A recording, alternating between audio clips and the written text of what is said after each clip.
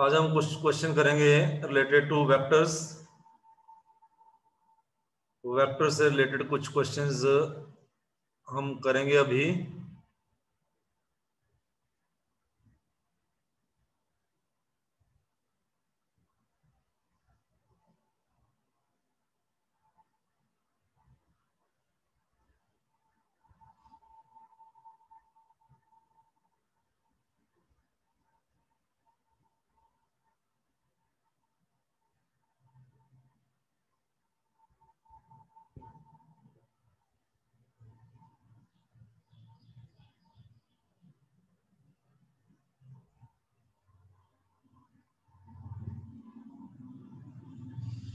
Okay, मेरी screen visible है?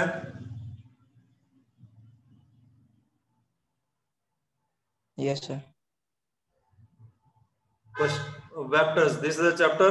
These are the MCQ questions of topic vectors, dot product, cross product, and triangle law of vector additions, parallelogram law of vector additions. So first, problem number 24. A body acted upon by a force of 50 Newton is displaced through a distance of 10 meter in a direction making an angle of 60 degree with the force. Work done निकालना है. So what is the question? Suppose that this is a horizontal surface और इस पे कोई object पड़ा हुआ है ऐसे,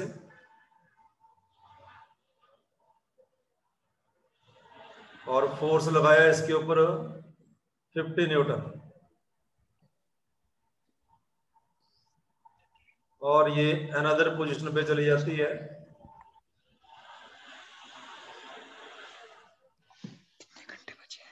और डिस्प्लेसमेंट कवर करती है एस।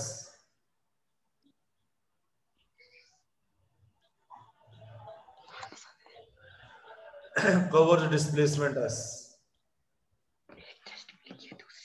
और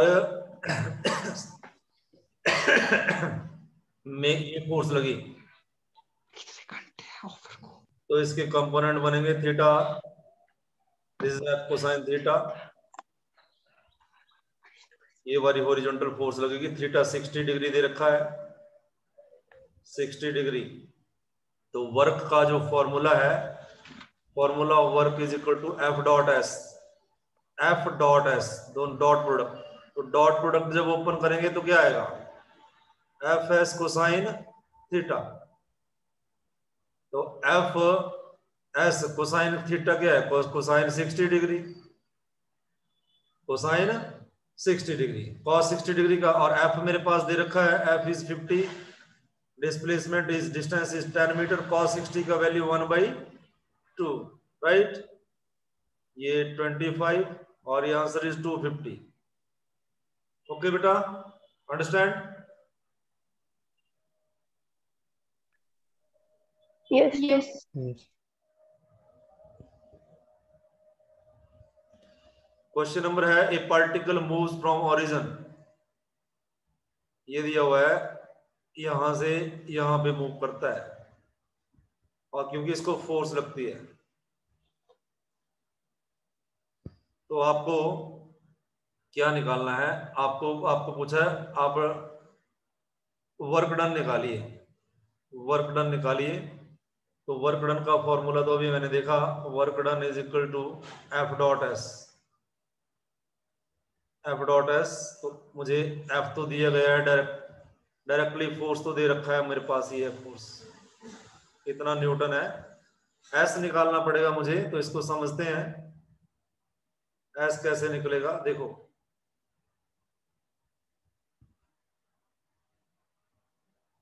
this is X axis, this is Y axis, this is origin. एक पार्टिकल की पोजीशन ये है, 3i + 2j ± 6k, ये पोजीशन है। इसको मान लेता हूं मैं R1,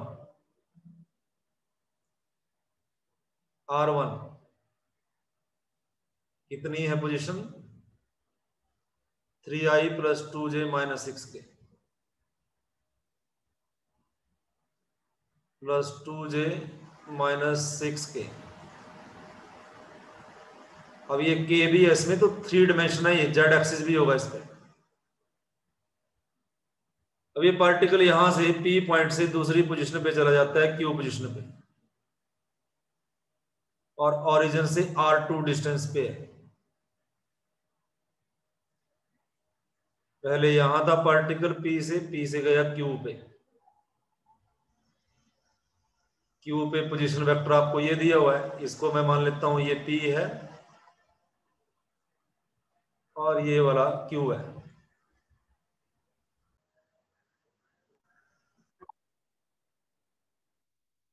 M I audible now? कुछ हुआ था और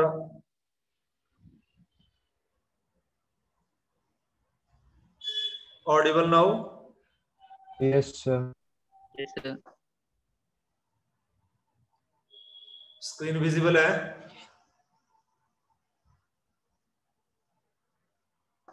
Yes, sir. तो ये वाला डेल्टा आर हो गया। अब मैं ट्राइंगल लॉ वेक्टर यूज करूंगा। दिस वेक्टर और ये वेक्टर, ये दोनों एक ऑर्डर में है और ये अपोजिट ऑर्डर है, तो मैं लिखूंगा R1 plus delta R is equal to R2। तो डेल्टा आर मेरे पास डिस्प्लेसमेंट बनेगा, delta R is equal to R2 minus R1, R2 minus R1। तो R2 माइनस R1, ये देखो यहां से लिखा, R2 का वैल्यू कितना है 3i, प्लस 3i में से 14i कम कर दिया आपने, कितना बचा आपके पास? ये है R2। एक मिनट, ये R2 पोजीशन वेक्टर है, ये वाला R2 है, ये वाला R2 है पोजीशन वेक्टर, और ये वाला R1 है। अब R2 माइनस R1, 14 माइनस 3 कितना हुआ बेटा? बोलो। 11i plus plus plus 13 minus 2, 13j minus 2j, हम माइनस कर रहे हैं इनको।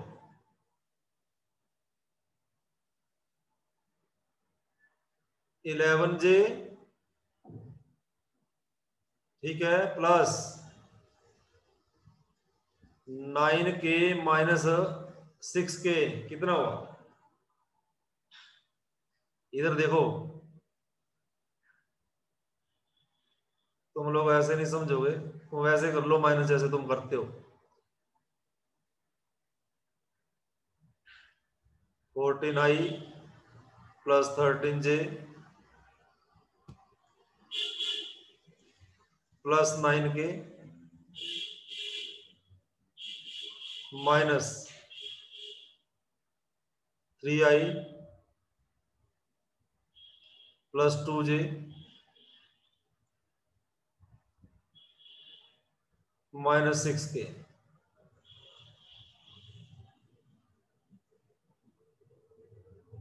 माइनस 6k माइनस करोगे आप तो क्या होगा? ब्रैकेट हट जाएगा ये,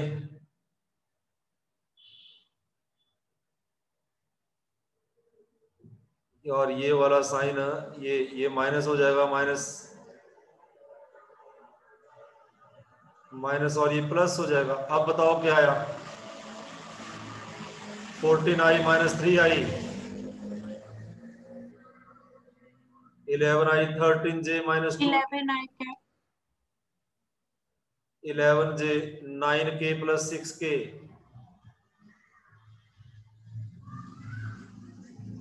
अब समझ आ गया?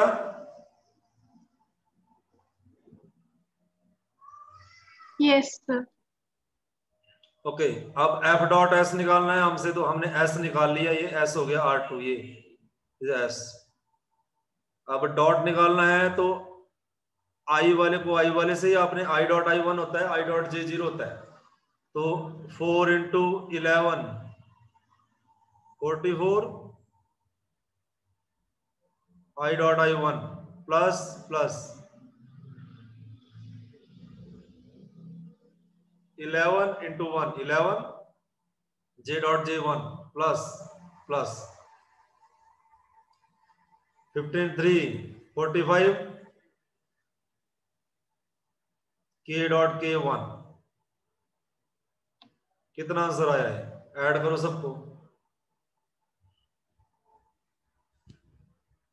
वर्क 100. 100 जूल। 100 joules.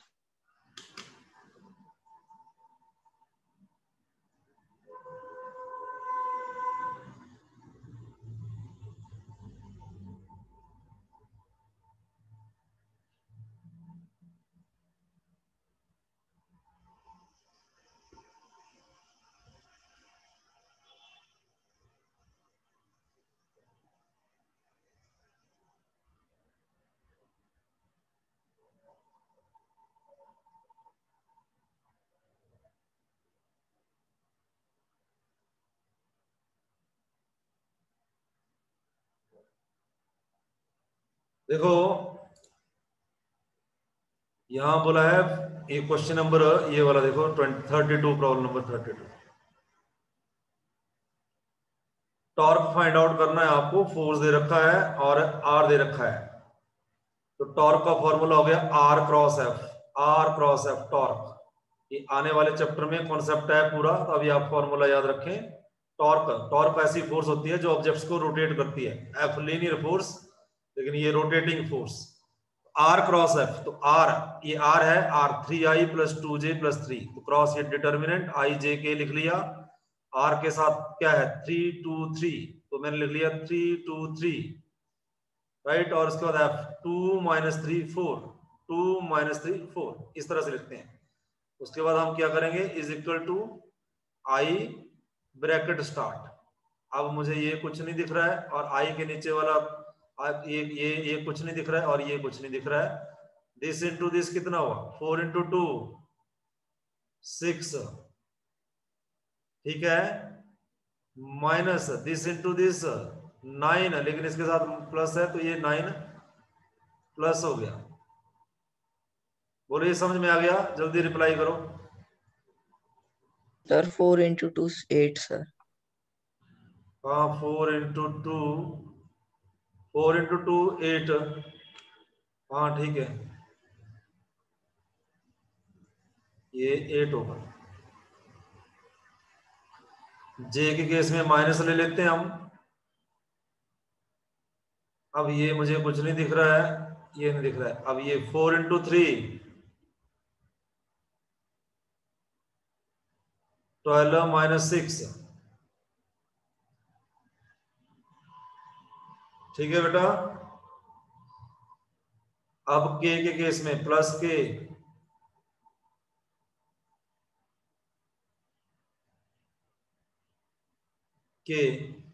ये नहीं दिख रहा आपको कुछ नहीं।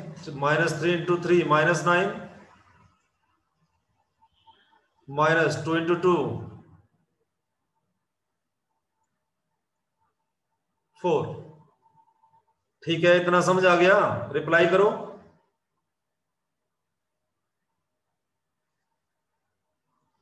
देखो इसने जे प्लस में लिखा है, अगर प्लस में लिखना है जे वाला केस, अगर प्लस में लिखना है, ये देखो मैं प्लस में लिखूं अगर प्लस जे, तो हमारा पैटर्न ये था, हम इधर यहां से this into this minus this into this करते थे, this into this minus this into, तो हम पैटर्न चेंज कर देंगे अपना। अगर जे को आपने प्लस ही रखना है तो फिर आपको ये पैटर्न यूज करोगे जे के केस में, दिस इंटू दिस, तो भी सेम ही आंसर आना है 2 × 3 6 -12, ठीक है बेटा। रिप्लाई करो। Yes, sir. Yes, sir. अब देखो कितना आंसर आया मेरे पास 17 आई, 12 में 6 गया 6 -6j और 9 4 13 -13k, ठीक है। डन।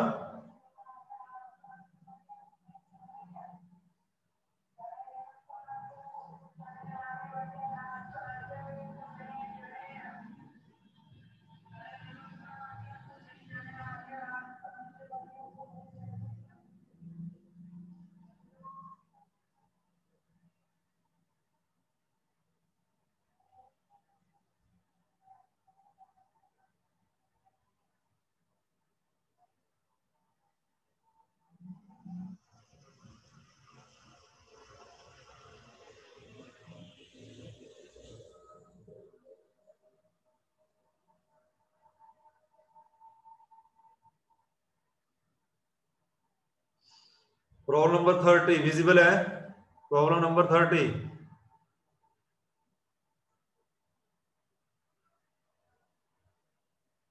विजिबल है बेटा? रिप्लाई करो, रिप्लाई। Yes, sir. दो वेक्टर दे रखे हैं ए और बी।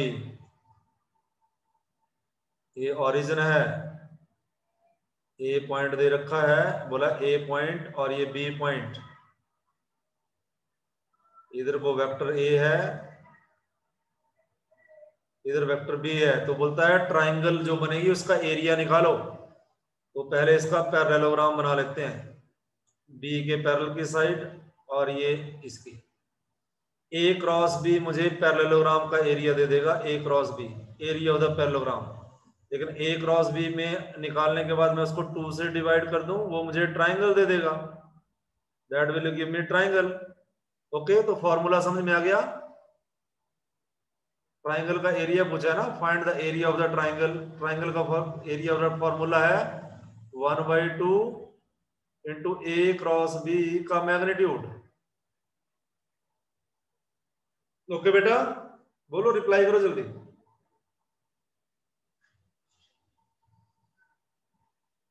रिप्लाई करो। Yes, sir. Yes. ए वेक्टर दिए आपके पास और बी दिया है, क्रॉस निकालिए जल्दी से। ए क्रॉस बी, ए क्रॉस बी निकाला गया है, उसका मैग्नीट्यूड निकाल लिया गया है। आप बताइए कितना मैग्नीट्यूड आएगा? यहाँ आपको कुछ नहीं दिख रहा है, you will find the answer. A cross B बताइए मुझे, ए क्रॉस बी का मैग्नीट्यूड निकालिए जल्दी। ए क्रॉस बी ये आ जाएगा मेरे पास, ये चलो, ए क्रॉस बी आपको पता ही है, ये आ जाएगा ए क्रॉस बी का मैग्नीट्यूड। Sir, 5√17. 5√7, ये है कुछ answer A.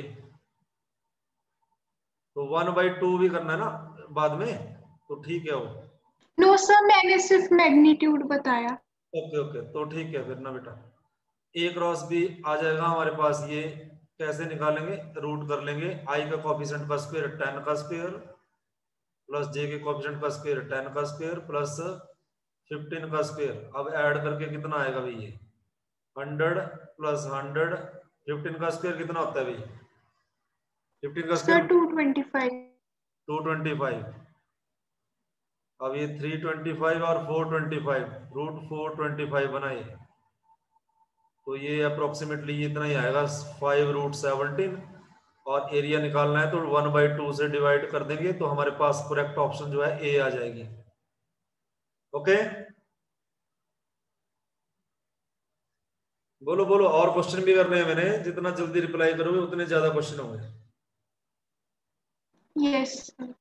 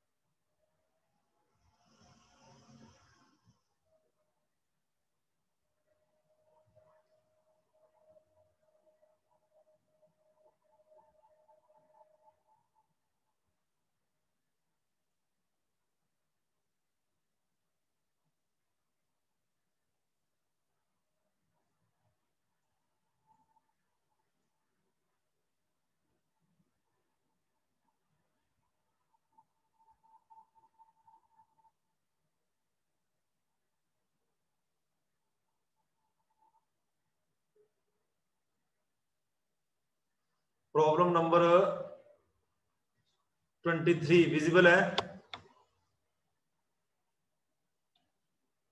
Yes, sir. Yes, sir. Vector A, vector B, the projection of A on B will B.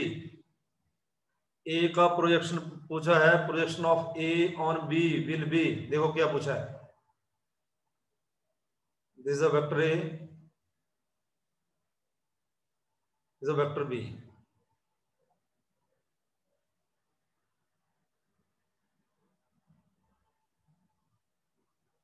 इनके बीच में angle theta. A dot B क्या आता है? ए डॉट बी का फॉर्मूला क्या है आपके पास?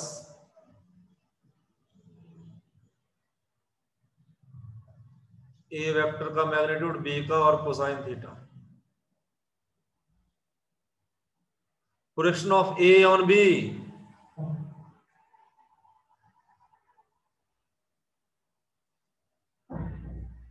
Projection of A on B,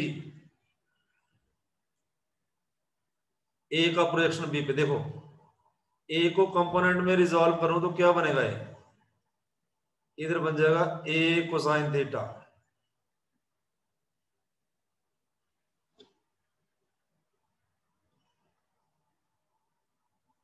और बी को इधर कंपोनेंट में रिजॉल्व करूं तो बी का कंपोनेंट बन जाएगा बी कोसाइन थीटा।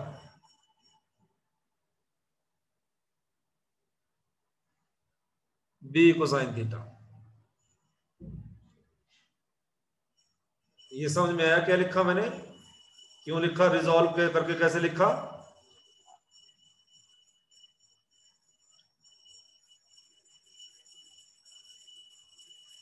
ठीक है बेटा, ये समझ में आया? रिप्लाई करो। Yes sir. इसने क्या किया, यहां से ए निकाला, A is equal to A dot B divide by B cos theta.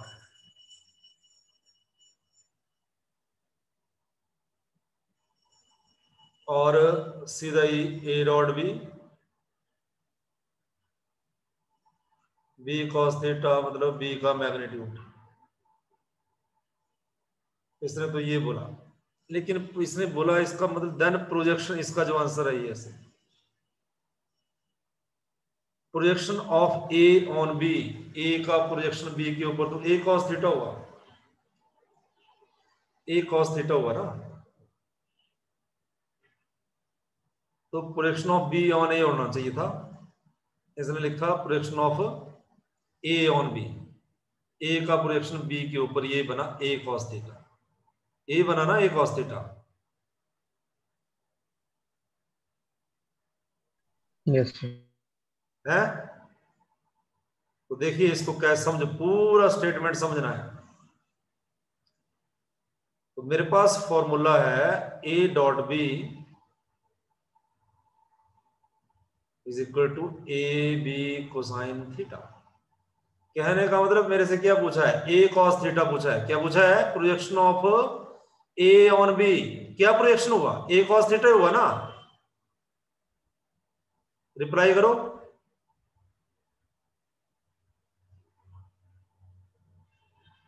Reply करो बेटा। Yes sir.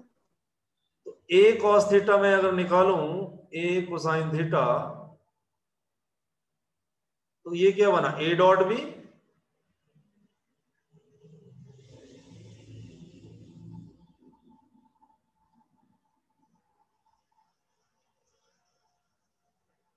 डिवाइड बाई, इधर क्या चला गया? बी चला गया ना। ठीक है, ओके। Yes sir. अब ए डॉट बी निकालो तुम, ए डॉट बी तो तुम निकाल सकते हो, और डिवाइड बाई बी का मैग्नीट्यूड करो। ये आपका असाइनमेंट है। ए डॉट बी आपको पता है कैसे निकालना है। ए डॉट बी आपके पास 3 आ जाएगा, ए और बी का मैग्नीट्यूड 26 आ जाएगा। 3/√26 इज ऑप्शन बी।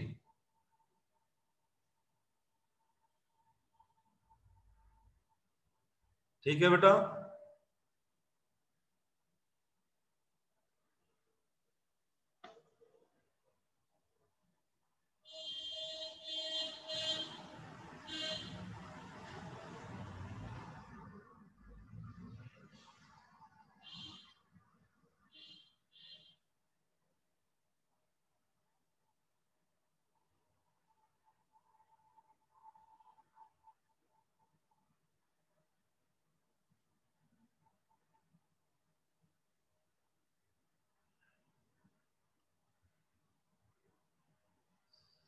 ये क्वेश्चन प्रॉब्लम नंबर 22 का है, 21 का है। अब 21 में जाना पड़ेगा।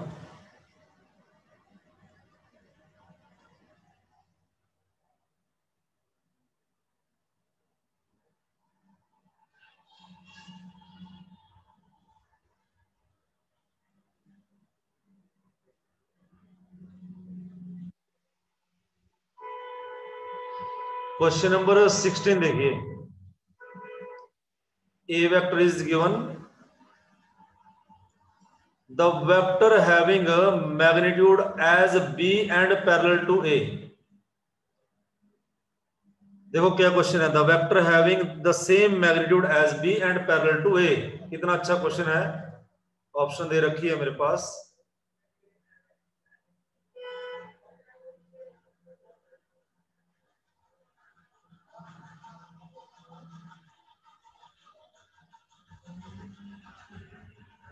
मुझे आंसर नहीं पता,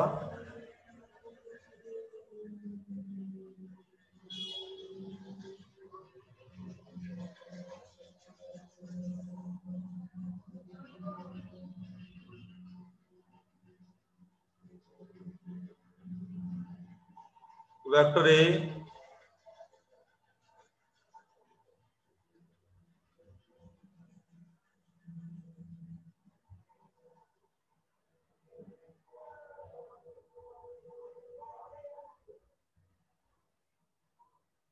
वेक्टर बी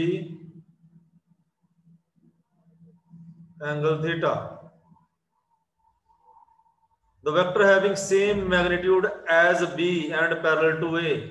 बी को कंपोनेंट में रिजॉल्व करूं तो इधर आएगा बी कोसाइन थीटा, और ए की डायरेक्शन में यूनिट वेक्टर आएगा A cap, A cap. B की डायरेक्शन में यूनिट वेक्टर आएगा बी कैप, लेकिन इसने ए की डायरेक्शन में पूछा है, तो बी कॉस थीटा और ये बी, ये पूछा गया आपसे। B cosine the vector having the same magnitude as B and parallel to A, as B, B cos theta, और पैरेलल टू ए जो है ए यूनिट वेक्टर आता है। तो ये जो वेक्टर ए दिया है आपके पास, इसका यूनिट वेक्टर निकालने का फॉर्मूला क्या है बेटा? What is the definition of unit vector?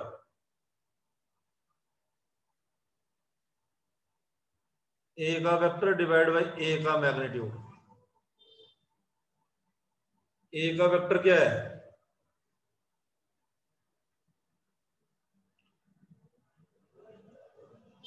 Three I plus 4j, और इसका magnitude 5,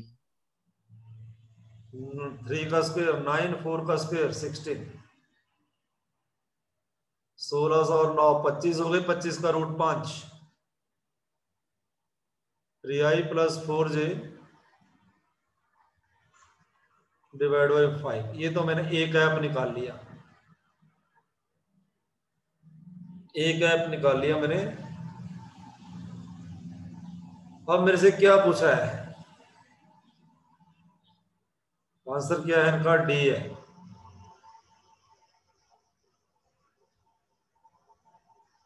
B cos theta, B cos theta मतलब बी का मैग्नीट्यूड।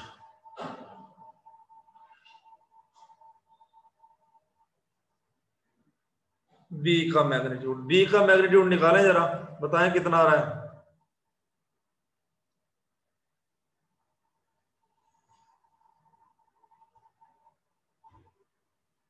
सर √325। बी का मैग्नीट्यूड है ये 7, 7 ये 49, ये 24, 325 नहीं आएगा बेटा। देखो ध्यान से देखो, कुछ गलत तो नहीं।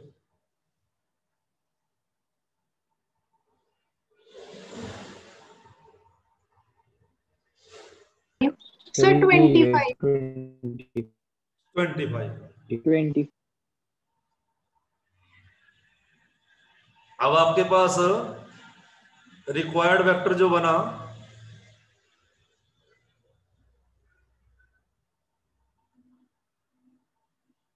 इज इक्वल टू, वो बना बी कॉस थीटा, इस डायरेक्शन में बी कोसाइन थीटा है, और साथ में ए कैप है, ए कैप है। बी कोसाइन थीटा की वैल्यू आपके पास कितने निकली? 25।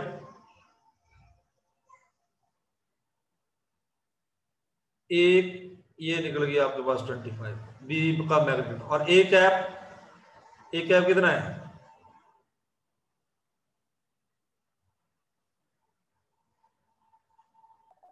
डिवाइड बाई 5, सर 4 5 से 5 कट गया और ये बना 5 into 3 59 प्लस 20 जे आंसर। ओके,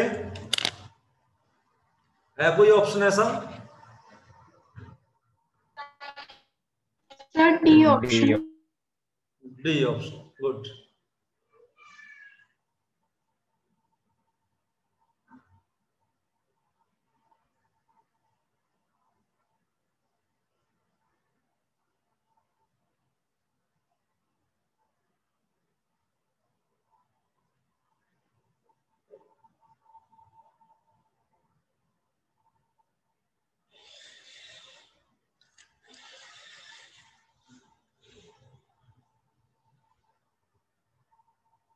क्वेश्चन नंबर 15 देखिए, a force of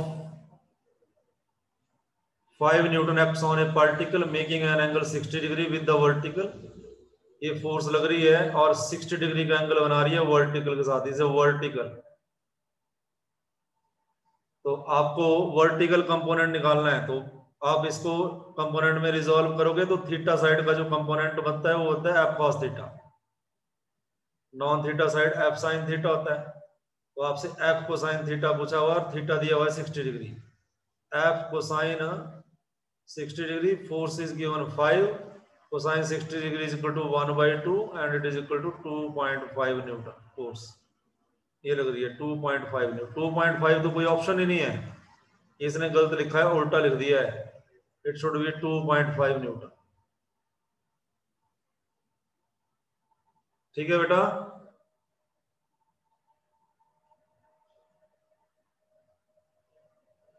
okay. Yes sir. अब देखो प्रॉब्लम नंबर 14 में डिस्प्लेसमेंट वेक्टर निकालना है। मैंने अभी बताया आपको थोड़ी देर पहले कैसे निकालते हैं displacement vector, delta R is equal to R dash minus R, अभी बताया था आपको पहले। तो इसको जो है आर डैश मान लें, आर डैश, और इसको आर मान लें। अब इसका आर डैश का वेक्टर अगर आपने लिखना है तो ये बनेगा 3i plus 4j plus 5k, और इसका बनेगा 2i प्लस 3j प्लस